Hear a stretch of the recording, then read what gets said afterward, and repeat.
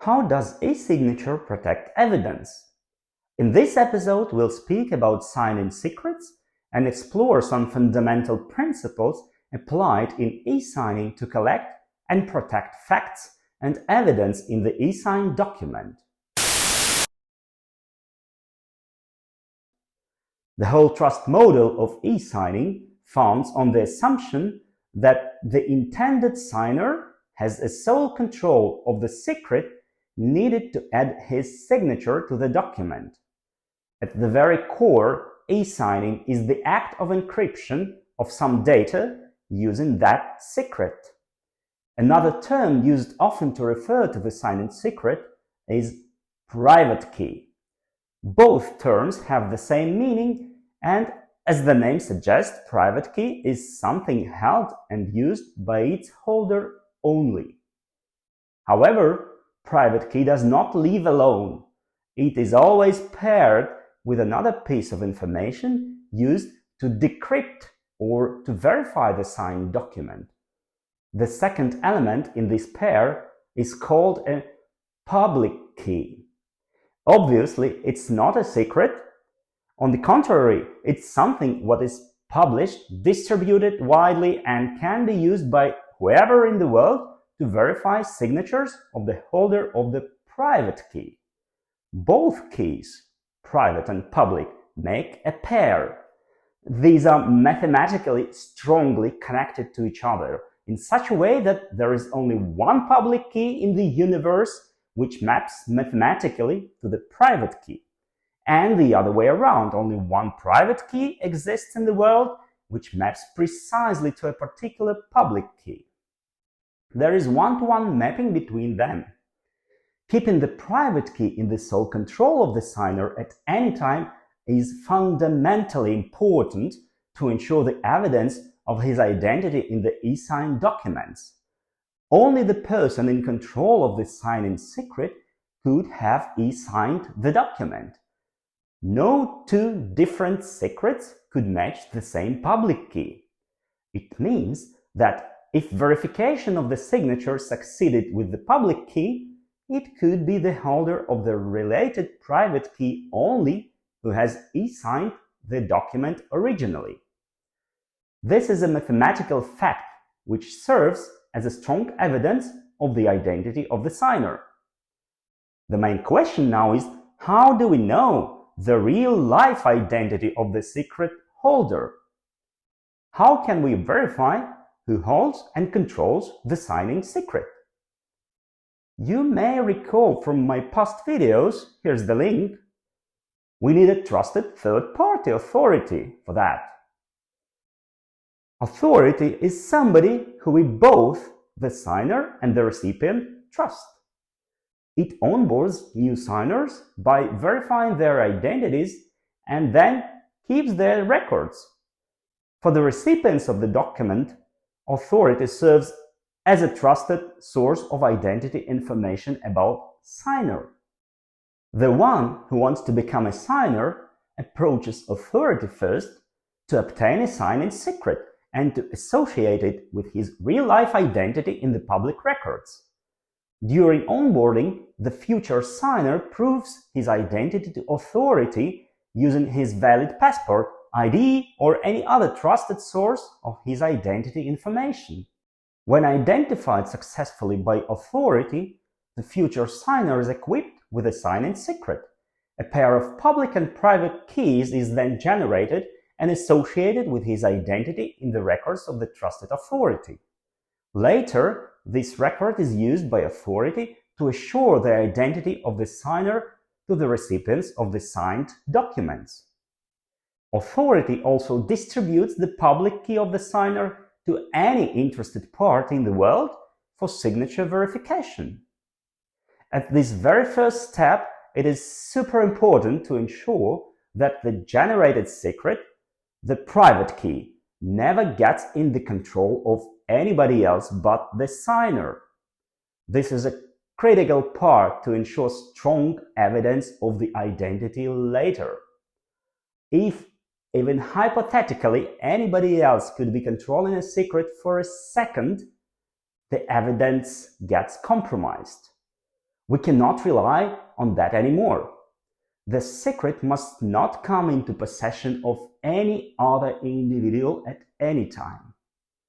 Because of this requirement, a private-public key pair should always be generated on the device which is not in possession and not in control of anybody else but the future signer. It must also be delivered securely without compromising the secret. Processes, people, controls, regulation, and technology around that must be built and run accordingly by the authority. This is what makes it an authority. Okay, secret is in the pocket, ready to sign. We have a document. How do we sign that? One thing to clarify here. When I say document, you can think of any type of information: text, picture, video, music, sound, database, any set of digits, bits, or a mix of those. E-signing math is the same for any sort of information to be signed. However, to keep my message simple and practical, I use the term document. To make it even more practical, I often refer to PDF type of documents, as this format is very well defined to handle e-signatures and widely used around for e-signing purposes. Back to the document. There are two major facts a valid e-signature will reveal to the recipient of the signed document. 1. A proof of the real-life identity of the signer. And 2. No changes have happened to the document after signing. In other words, e-signature ensures the integrity of the signed document and makes any later change detectable. Let's look into how that works. There is a document to be signed, and there is a signing secret controlled by the signer. To protect the whole content of the document from changes, the signer might want to encrypt it fully. It might work, but in the real life, documents happen to be large, and encrypting them fully would take too much computing power and time. We want to make it faster and lighter. This can be achieved if we have a signable part smaller. To make it smaller, the signer transforms the original document before signing.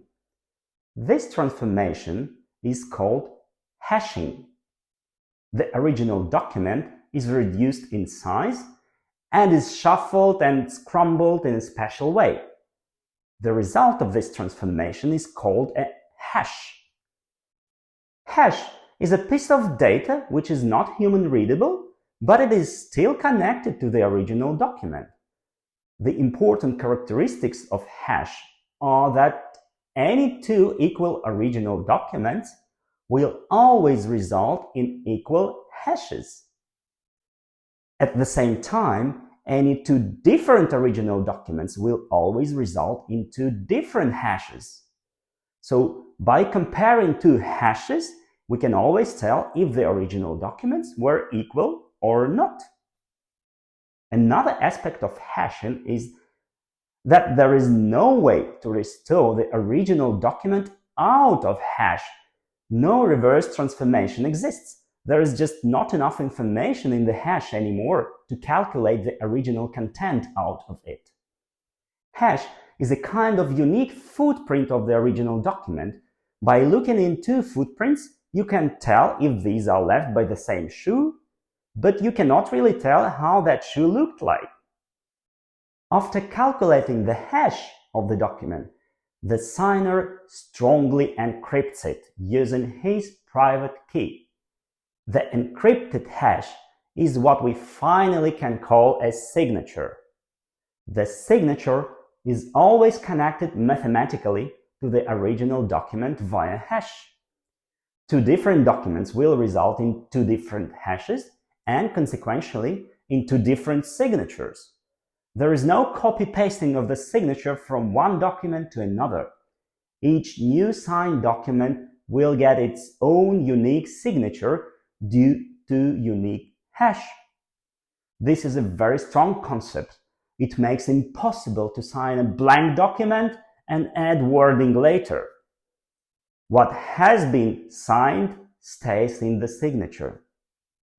The encrypted hash of the signature then is appended to the original document and complemented with information about the related public key of the signer. Usually it is a reference to the trusted authority, where the corresponding public key for decryption can be found by the recipient. When this all is packaged together, we finally have got a signed document ready to be delivered to the recipient. The package contains the original document, the signature, and the reference to the trusted authority. Minions deliver the package to the recipient. The recipient has a critical mind and does not trust minions. She is looking to verify the identity of the signer and if minions have changed something in the document on the way. She starts with getting a public key of the signer. There is a reference to the authority in the signed document. The authority is trusted by both the signer and the recipient. She therefore asks that authority for the public key of the claimed signer. Since it is a public key, any interested person gets it from the trusted authority. Next, the recipient takes the signature out of the package and tries to decrypt it using the public key of the signer. If decryption succeeds, the recipient should see the hash of the document originally created by the signer. To detect any change made by minions, the recipient takes the full content of the document from the package and calculates the hash using the same transformation applied originally by the signer. Transformation algorithm itself is a public knowledge, it is not a secret. Whoever in the world can apply it, so does the recipient. The hash acquired by a recipient independently must be equal to the one decrypted from the signature. If these are not equal, then the original documents were not equal either, and something has changed on the way, either signature or the document. Then the recipient should not trust the document and the signature. However, if both hashes are equal, the original documents were equal too, and the content of the document has not been altered after signing. This is how detection of changes work in principle. It is a strong mathematical proof of integrity or the evidence that no changes have been introduced to the document after signing. Now, what about the identity of the signer? Can that be trusted? The public key has been acquired by the recipient from the trusted authority. By design, the public key has a strong connection to the real-life identity of the holder of the secret or the private key corresponding to the public key. This connection can be trusted as much as you trust the authority. At the same time, the public key has a strong mathematical connection to the private key. If you recall, it was a pair with one-to-one match between the keys. The only private key in the universe matching this public key is the one which belongs to the signer. This has also been assured and ensured by the trusted authority. Therefore, the only person in the world who could have encrypted the hash originally was the claimed signer. Otherwise, neither the keys nor the hashes would match each other. This is another mathematical proof and strong evidence of the real-life identity of the signer. This sounds like a complicated math, and to some degree it is. However, software does the job for you. You don't have to mess up with calculations manually. Signing software does its part to hash, encrypt, and package the evidence. On the other hand, recipient software knows how to verify the evidence. E-signed documents like PDF files and other formats of e-signable files have a dedicated area next to the original content to display e-signature information. E-signature details should never become a part of the original document because changing the original document would result in mismatch between hash values and e-signature verification would fail on the recipient's side. However, PDF documents support placeholders for the graphical representation of the signature overlaying the body of the document. This is more for beauty, not for evidence, and is not mandatory. This graphical overlay does not become a part of the signable content and is not a proof of signature on its own. The real e-signature anyway gets its dedicated area on the side of the original content. Here is the example of how Adobe Reader communicates the results of the verification to the reader. Document hasn't been changed. Verified identity, perfect. The same e-signature displayed in other software packages for e-signature verification. Now back to Adobe Reader. Let's practice a little more, open a few other signed documents and investigate e-signatures. This one tells the document hasn't changed, but identity of the signer cannot be verified since the authority is not trusted. This is a doubtful situation, since you don't know if the authority can be trusted to provide the reliable information about the signer's identity. Do not accept it blindly. Investigate. Look further into the details of the signature. Sometimes the list of trusted authorities is just not up to date in your software, and you need to update it from the internet. But it could also be a sign of fraud, and what pretends to be authority cannot be trusted. Let's take the next one. Pay attention here which identity is mentioned in e-signature details. There are many so-called e-signing services on the market which change the original content of the signable document to make you believe the signing secret belongs to the intended signer, while it does not, in fact. They use their own signing secret instead. They add nice large logos and make bold statements about the real-life identities of intended signers. That's what I call a credibility bubble, because they make you believe the identity of the intended signer can be trusted, but the evidence is not there to prove that. It's the service name which appears in the signature, not the real name of the intended signer. What makes things worse is that the same secret is used for many different intended signers by the service. This is easy to run and easy to sell, but it leaves you with no hard evidence in case of dispute. Be careful. And finally, the worst case. This document has changed after signing. Here you see a clear indication of the detected changes. The integrity of the original document has been broken. You shouldn't trust this content, since the document you see in front of you is not what the signer has seen at signing. That simple. To conclude, it is very useful to understand the trust model and fundamental mathematical principles behind e-signing to make your own judgments about e-signatures in front of your eyes.